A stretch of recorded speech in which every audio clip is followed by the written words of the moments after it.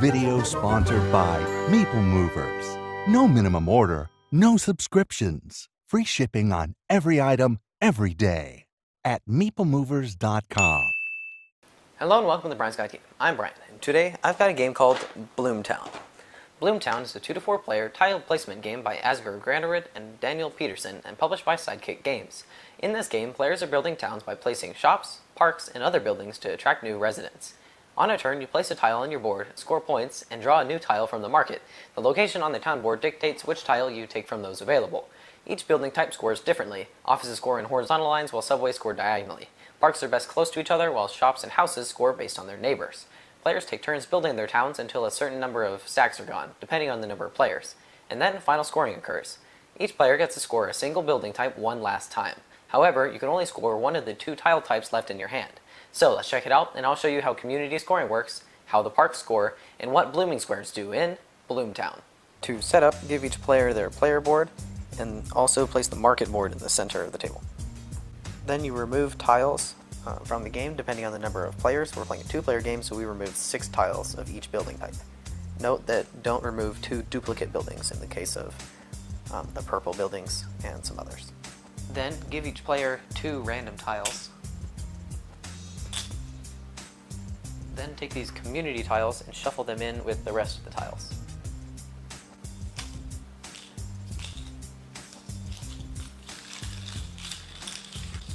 Then you create stacks based on the number of players. So in a 2-player game, it's stacks of 8.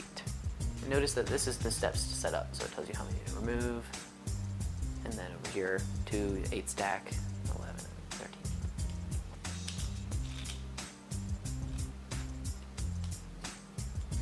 And then the extra tile is removed, is put back in the box.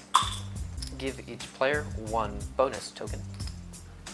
We'll talk about that in a minute. And reveal the top tile of each stack and place it down in the market.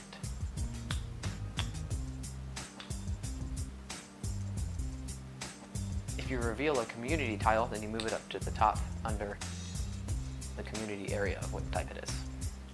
Then you reveal another one. If you get another one, you put it up there. Then you pick a random player to be the start player.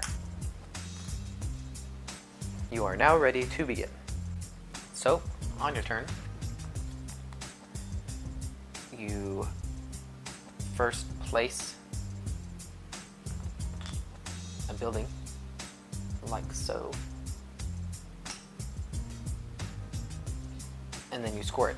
So, each building type scores differently, shown on this crazy graph, or not crazy, it's a nice graph, but if you play the first one, then you get 1 point. So also,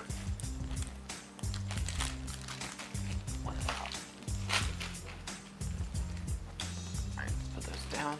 So I played 1 park, so the first park is worth 1 point. There we go. And then you draw a tile off of the stack of the flower that you place. So I put this with that kind of flower, so I take this tile. And then you refill. Then next player goes. So I will place this one there. Take that tile. I get 1 point. I take that tile. So blue score for each orthogonal one that's touching it. So if you place 1, you get 1 point. If you It's in that row and column that are connecting. So if I have another blue here, then I score 1, 2 points. So I want them together. So I played it on that sunflower token so I could get another blue, so later I can place that blue. Alright, so now I'm going to place this shop. So the shop is the purple one, I'm going to place it on this. So I placed it, and then I score it. So the shop score 1 point for each tile next to it that has one of these symbols. So that's either a park or a subway because it's yellow or green. So I have a green one, so I get 1 point for placing it and then 1 point for each one next to it. So it's actually worth 2 points. Then I take the park.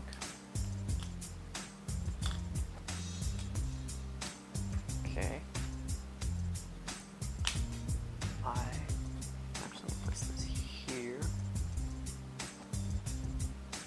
So I points.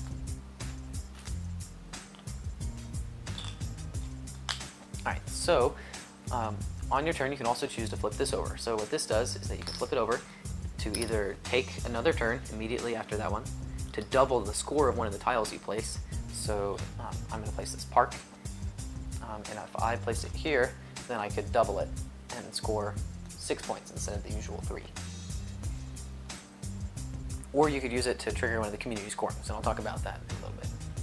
But I'm not going to do that. I'm just going to place this park here, and if you place it on one of these green spaces, that's a blooming site, and when you place it on that, you get to do one of these two things. So you can either take another turn or double it. So in this case, I'm going to double it. So instead of getting just the normal 3 points, I will get 6.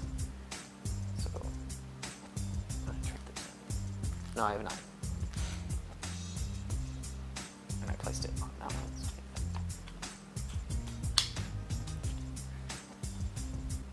Place this here, and I get 1, 2, 3, and I'll double it since it's not a green space, so I get 6.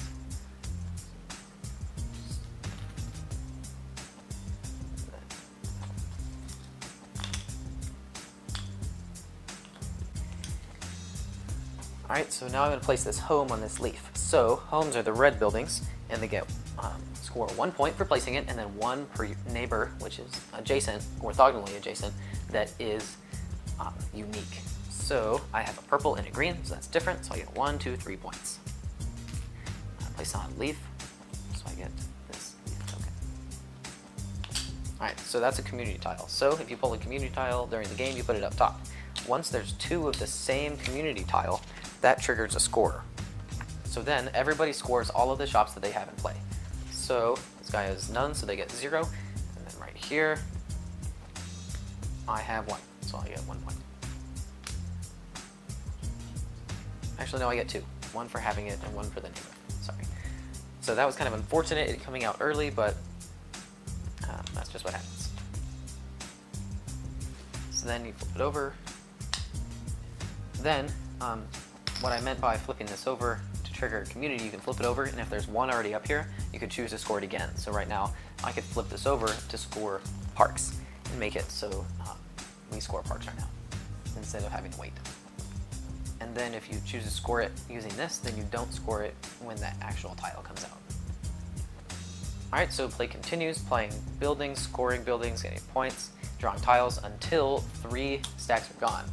Once 3 stacks are gone, the game ends and you finish out the current round, so all players have the same amount of turns, and then you do a final scoring. So in your hand, you will have buildings, and you choose 1 building in your hand to score in your zone. So can't do that one, so I'll use this purple one. So I get to score this 1 more time, so I get 2 points. This one, this is unfortunate, I don't have any buildings out there, so that won't do it. But normally at the end of the game, you would have way more buildings. I think the only building I didn't talk about scoring is the subway.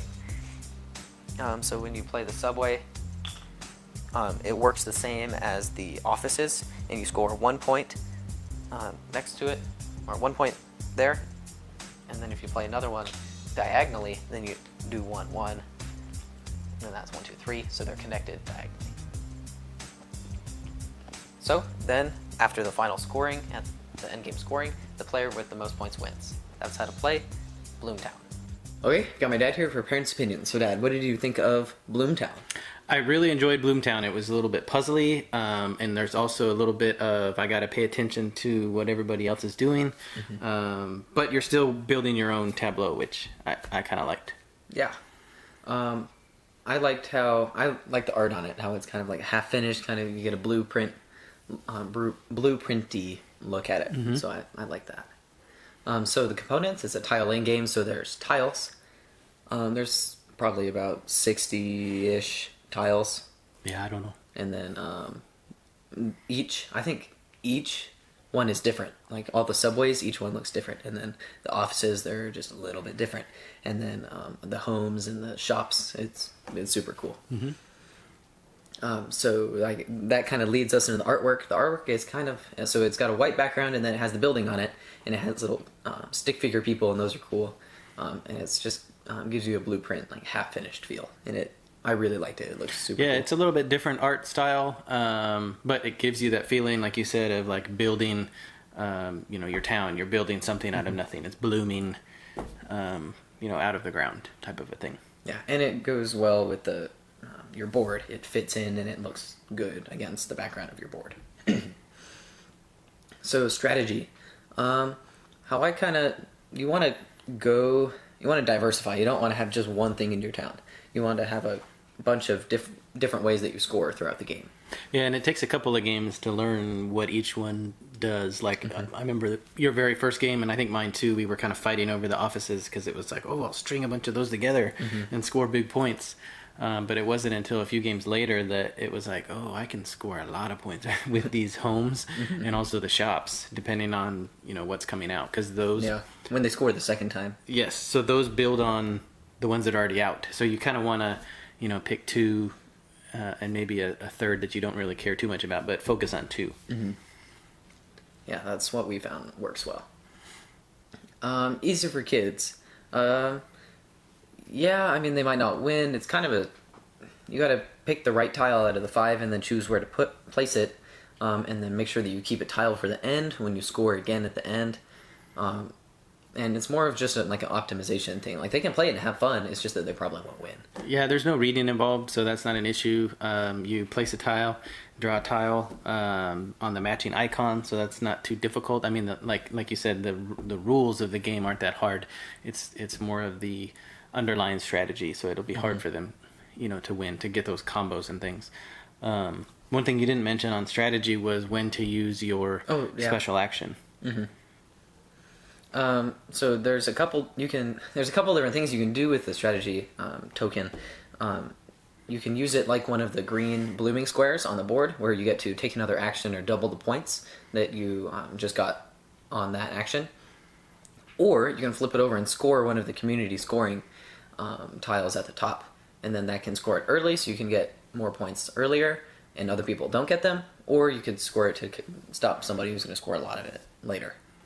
Yeah, or if the game ends when a certain number of stacks are empty, so not every tile comes out. So if you were going heavy on shops or whatever, and that community tile never came out, right at the very end, you could flip that tile and score that. Otherwise, you'd waste that opportunity. Yeah.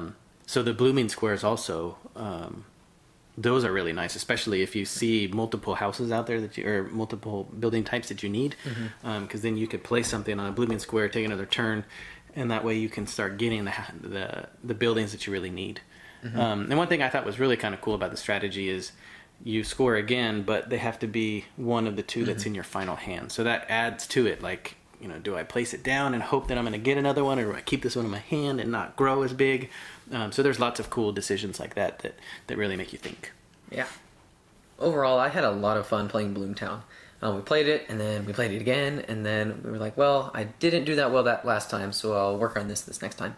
And it's a fun game to play a couple times and play over and over, and then kind of get a strategy to go back and test that out.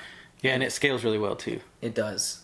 With 2 players, you don't play as many tiles, just because you only need, I think, 2 empty stacks. Yeah. But with more players, there's more opportunities for you to get the tiles you want, because there's more tiles. Yeah. So that's pretty much my thoughts. Yeah, so this one's by the same duo that did Deep Blue by Days of Wonder this year. I think Asger also did Flame Rouge by Stronghold, which has done really well. So these guys have started their own publishing company called Sidekick Games. So if you liked any of those other games, or you liked what you saw in the video, go definitely check that one out. Yeah, so Bloomtown by Sidekick Games.